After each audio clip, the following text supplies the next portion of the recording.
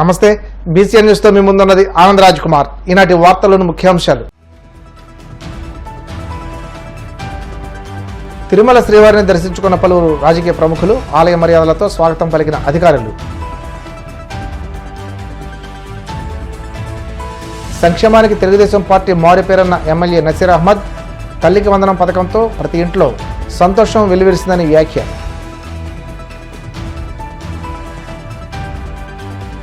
YS Jagan Sattenapalli పర్యటన అడ్డుకునేందుకు కూటమి ప్రభుత్వం కుట్ర పన్నిందన్న మాజీ మంత్రి అంబటి. జగన్ బందోబస్తు బాధ్యత పోలీసుదేనని వ్యాఖ్య. మంగళగిరి జనసేన పార్టీ కార్యాలయంలో జనవాణి కార్యక్రమం.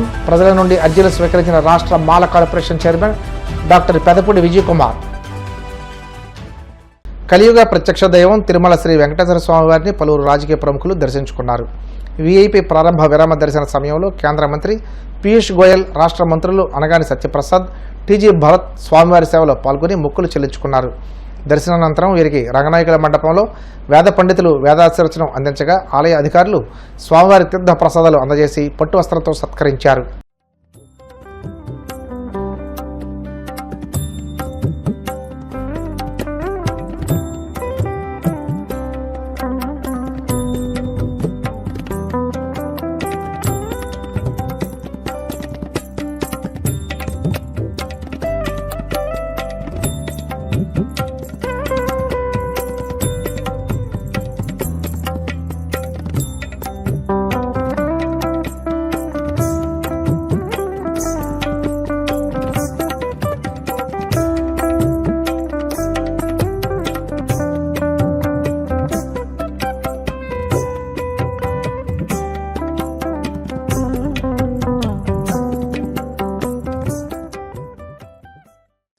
भी मेरे जन्मदिन के साथ मुझे मिला।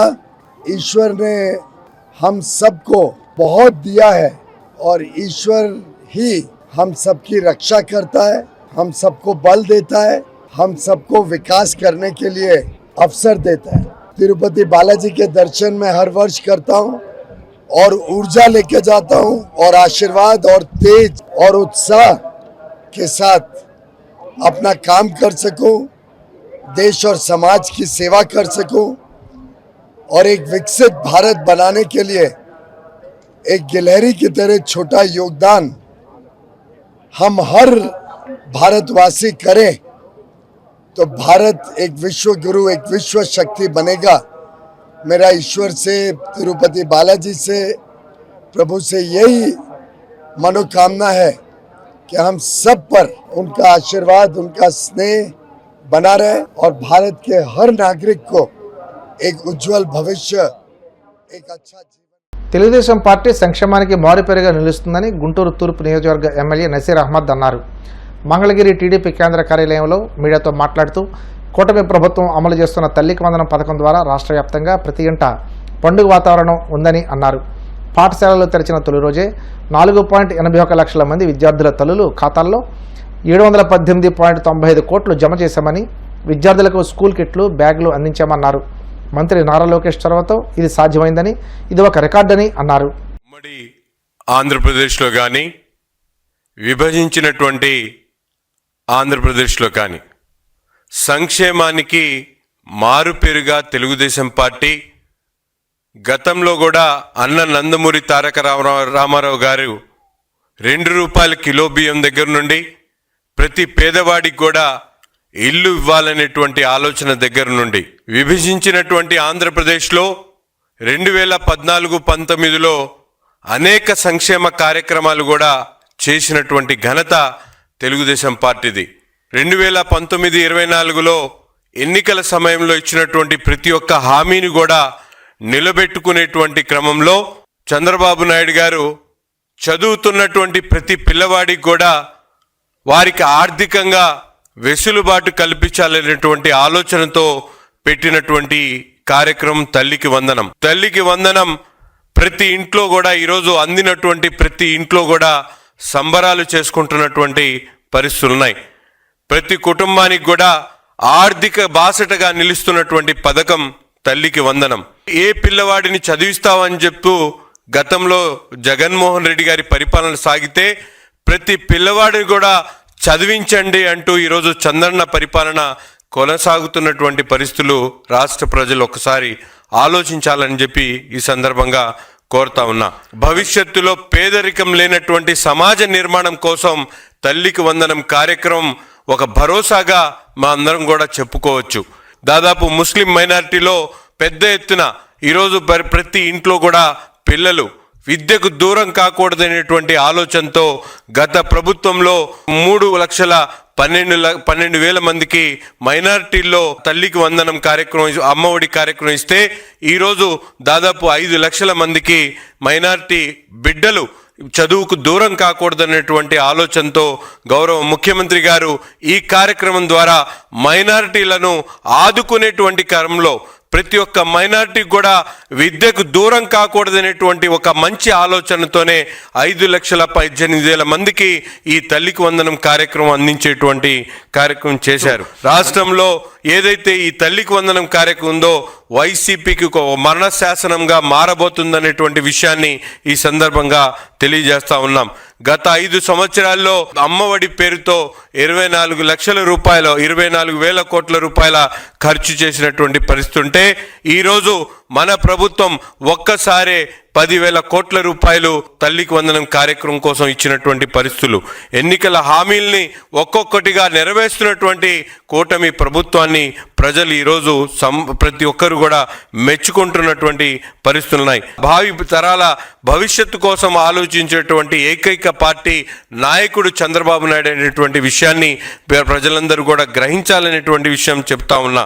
కన్న తల్లిదండ్రుల్లాగా స్కూల్స్ మొదలవక ముందే స్కూల్లో పిల్లవాడిని చదివించాలి, వారికి కావాల్సినటువంటి పుస్తకాలు, వారికి కావాల్సినటువంటి యూనిఫామ్స్, వారికి కావాల్సినటువంటి బ్యాగులు సమకూర్చేటువంటి కార్యక్రమాన్ని గౌరవ విద్యాశాఖ మంత్రి స్కూల్స్ మొదలయ్యేటువంటి మొదటి రోజునే స్కూల్ కిట్లన్నీ కూడా పంపించేటువంటి కార్యక్రమంతో పాటు ప్రతి ఒక్క తల్లి విద్యకు దూరం, పిల్లవాడి దూరం కాకూడదనేటువంటి ఆలోచన ఏ విధంగా అయితే తల్లిదండ్రులు చేస్తారో అదే ఆలోచనతో మొదటి రోజునే ప్రతి కుటుంబానికి కూడా, ప్రతి పిల్లవాడికి కూడా విద్య కోసం అందించినటువంటి తల్లికి వందనం కార్యక్రమం అనేటువంటి విషయాన్ని చెప్తా ఉన్నా. తల్లికి వందనం కార్యక్రమం ద్వారా రాష్ట్రంలో ఉన్నటువంటి ప్రజలందరూ కూడా ఈ కార్యక్రమం ద్వారా జగన్ కు రాజకీయంగా భూస్థాపితం చేయడానికి ప్రజలు సిద్ధంగా ఉన్నారని చెప్పి కూడా ఈ సందర్భంగా తెలియజేస్తా ఉన్నా.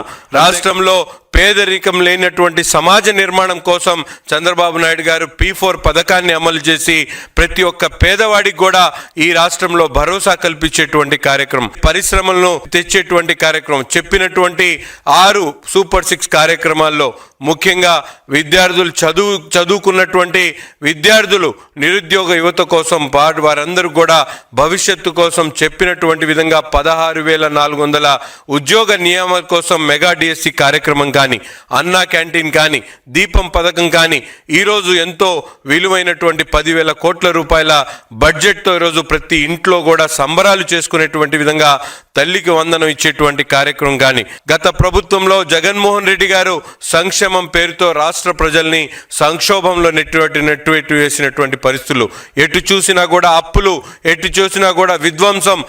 ఈరోజు మన రాష్ట్రం ఆంధ్రప్రదేశ్ ఈరోజు కూటమి ప్రభుత్వం ఏర్పడిన తర్వాత విధ్వంసం నుంచి అభివృద్ధి వైపు ముందుకు నడుస్తున్నటువంటి పరిస్థితులు. ముఖ్యమంత్రి చంద్రబాబు బెదిరింపు రాజకీయాలకు భయపడేది లేదని మాజీ మంత్రి అంబటి రాంబాబు అన్నారు. వైసీపీ అధినేత జగన్ పర్యటనలను అడ్డుకునేందుకు కూటమి ప్రభుత్వం ప్రయత్నిస్తుందని మండిపడ్డారు. పోలీసుల వేధింపులు తట్టుకోలేక వైసీపీ నేత నాగమల్లేశ్వరరావు ఆత్మహత్య చేసుకున్నారని, ఆయన కుటుంబ సభ్యులను పరామర్శించేందుకు జగన్ వెళ్తుంటే ప్రభుత్వం పిచ్చి చేష్టలకు దిగుతుందని విమర్శించారు. జగన్ అసలు బయటికి రావద్దన్నట్టుగా పోలీసుల వైఖరి ఉందని అన్నారు. జగన్ బందోబస్తు ఏర్పాటు బాధ్యత పోలీసులదేనని, జగన్ పర్యటించొద్దని అనడం కరెక్ట్ కాదని అంబటి అన్నారు. ఆయన పర్యటన సందర్భంగా హింస సృష్టించేందుకు చంద్రబాబు, లోకేష్ ప్రయత్నిస్తున్నారని మండిపడ్డారు. ఒక మనిషి చనిపోతే ఆ కుటుంబ సభ్యుల్ని పలకరించడానికి వెళ్ళినా కూడా ఆంక్షలు పెట్టి ఇబ్బంది పెట్టాలనేటువంటి ప్రయత్నం చంద్రబాబు నాయుడు గారు చేయటం చాలా దురదృష్టకరమని ఈ సందర్భంగా నేను చెప్పదలుచుకున్నాను. అసలు జగన్మోహన్ రెడ్డి గారు ఇంట్లోంచి బయటకు వస్తే ఊరుకోమనేటువంటి పద్ధతుల్లో వ్యవహరిస్తున్నారు చంద్రబాబు నాయుడు గారు, లోకేష్ గారు పోలీసు యంత్రాంగాన్ని ఉపయోగించి. మొన్న పొదిలి వ్యవహారంలో కూడా చూసాం. జగన్మోహన్ రెడ్డి గారు పొదిలి పొగాకు రైతులను పరామర్శించడానికి వెళ్ళారు. వెళ్తే ఏంటంటే మీరు చేసే ఎక్కిలి చేష్టలు నాకు అర్థం కాలేదు. అమరావతి మహిళ లేదు ఎవరు అన్నారని కేసులు పెట్టారు, అది వేరే విషయం. కొమ్మినేని శ్రీనివాస్ గారిని అరెస్ట్ చేశారు, అది వేరే విషయం. అక్కడ మహిళల్ని రెచ్చగొట్టి ఓ 10 మందిని నల్లబెల్లులు పెట్టి క్షమాపణ చెప్పాలి, ఎదురు వస్తారా? ఏమిటి చేస్తానని అడుగుతా ఉన్నా. అదేమంటే వాళ్ళు మా మీద అందరి మీద కేసులు పెట్టారు, కేసులు పెట్టి కోర్టులో ప్రొడ్యూస్ చేసేటువంటి పరిస్థితి చేస్తున్నారు. ఒక రాక్షసత్వంగా మీరు ప్రవర్తిస్తున్నారు. ఇవాళ జగన్మోహన్ రెడ్డి గారు కూడా రెంటపాల గ్రామం వెళ్ళి ఆ కుటుంబాన్ని పరామర్శించాలనుకుంటే ఒక బాధిత కుటుంబం పోలీసుల యొక్క దౌర్జన్యం వలన, పోలీసుల యొక్క హెరాస్మెంట్ వలన ఆత్మహత్య చేసుకున్నటువంటి వ్యక్తి నాగమల్లేశ్వరరావు. ఇవాళ కూడా ఒక ఆయన గుత్తా లక్ష్మీనారాయణ గారు పోలీసు హెరాస్మెంట్ తట్టుకోలేక ఆయన కూడా విషం తాగి వాళ్ళ హాస్పిటల్లో చావు బతుకుల మధ్యలో ఉన్నాడు. ఈ విధంగా పోలీసు యంత్రాంగం నాయకుల మీద, మా నాయకుల మీద పడి ఇష్టం వచ్చినట్టుగా ప్రవర్తన చేస్తుంటే వారికి మనోధైర్యాన్ని కల్పించడం కోసం, వారి కుటుంబాలకు మనోధైర్యాన్ని కల్పించడం కోసం జగన్మోహన్ రెడ్డి గారు వెళ్తే మేము సహించమనే పద్ధతుల్లో, ఇది చాలా దుర్మార్గమైనటువంటి అంశం. ప్రజాస్వామ్యంలో ఇవి తగదు. అనేక సందర్భాల్లో అనేక చోట్లకు వెళ్తాం, వాళ్ళని పరామర్శిస్తాం. సరే, జగన్మోహన్ రెడ్డి గారు వెళ్తున్నారంటే చాలామంది అనుసరిస్తారు, అది భగవంతుడు ఇచ్చినటువంటి అదృష్టం, రాజశేఖర రెడ్డి గారు ఇచ్చినటువంటి క్రేజ్ ఆయనకి. దాన్ని మీరు ఎలా కంట్రోల్ చేసుకోవాలో ఆలోచించాలి తప్ప ఈ రకమైనటువంటి పిచ్చి చేష్టలు చేయటం చంద్రబాబు నాయుడు గారికి, పోలీస్ యంత్రాంగానికి సరైనటువంటి విధానం కాదని ఈ సందర్భంగా నేను చెప్పదలుచుకున్నాను. ఈ భారతదేశంలో ఎక్కడికైనా వెళ్ళి స్వేచ్ఛ భారత పౌరుడికి ఉంది. దానిలో మాజీ ముఖ్యమంత్రి గారికి ఖచ్చితంగా ఉంటుంది. తమ కార్యకర్త మరణిస్తే ఆ కుటుంబాన్ని ఓదార్చవలసినటువంటి బాధ్యత జగన్మోహన్ రెడ్డి గారికి ఉంది కాబట్టే 18వ తారీఖున వెళ్ళి వారిని పరామర్శించి పలకరించి రావాలని నిర్ణయించుకున్నారు, వెళుతున్నారు. దానికి మీరు అడ్డంకులు సృష్టించడం సరైనటువంటి విధానం కాదు. అది అప్రజాస్వామికం, కక్షపూరితం. అది జగన్మోహన్ రెడ్డి గారు బయటకు వస్తే మేము బతకలేమనేటువంటి పరిస్థితులు మీరుంటే నాకు అర్థం కాదు. మీ తెలుగుదేశం పార్టీ బయట రాకుండా లోపల ఎట్టి పెట్టేస్తారు. మన ఇళ్లలోనే మా కార్యకర్తలు ఏమైనా జైల్లో పడేస్తున్నారు. జగన్మోహన్ రెడ్డి గారిని ఇంట్లో బంధించి ఏదో చేయాలని మీరు అనుకుంటున్నారు. ఇది చాలా ప్రమాదకరమైనటువంటి సంకేతాలు ఇస్తుంది. ఇప్పటికైనా చంద్రబాబు నాయుడు గారు, లోకేష్ గారు, తెలుగుదేశం పార్టీ ఇలాంటి అప్రజాస్వామికమైన విధానాలను పక్కన పెట్టి ప్రజాస్వామ్యయుతంగా ప్రవర్తించాలని మీ ద్వారా వారికి జనసేన పార్టీ ఎమ్మెల్యేలు జనవాణి కార్యక్రమంలో పాల్గొని రాష్ట్రంలో పలు ప్రాంతాల నుండి వచ్చిన ప్రజల సమస్యలకు సంబంధించి అర్జీలు స్వీకరిస్తున్నారు. అనంతరం వాటిని అధినేత దృష్టికి తీసుకువెళ్లి పరిష్కరిస్తామని హామీ ఇస్తున్నారు. ఈ నేపథ్యంలో మంగళగిరి జనసేన పార్టీ కేంద్ర కార్యాలయంలో నిర్వహించిన జనవాణి కార్యక్రమంలో పలు ప్రాంతాల నుండి వచ్చిన ప్రజల నుండి రాష్ట్ర Mala corporation chairman doctor Pedapudi Vijayakumar అర్జీలు స్వీకరించారు. పలు సమస్యలపై తక్షణం సంబంధిత అధికారులతో మాట్లాడి పరిష్కార మార్గాలు చూపారు.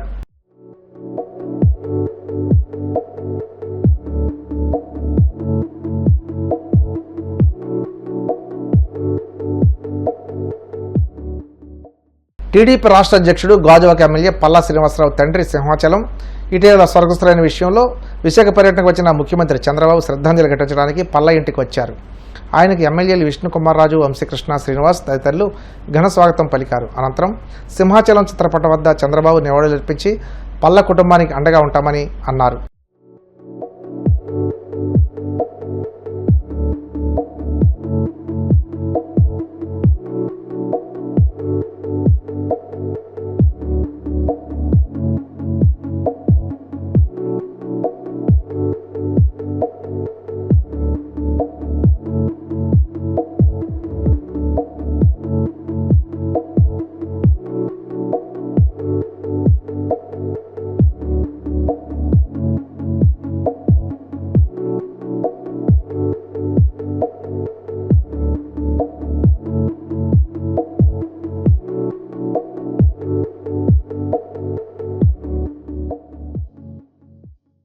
ఇప్పుడు కాసేపు ప్రకటనలు.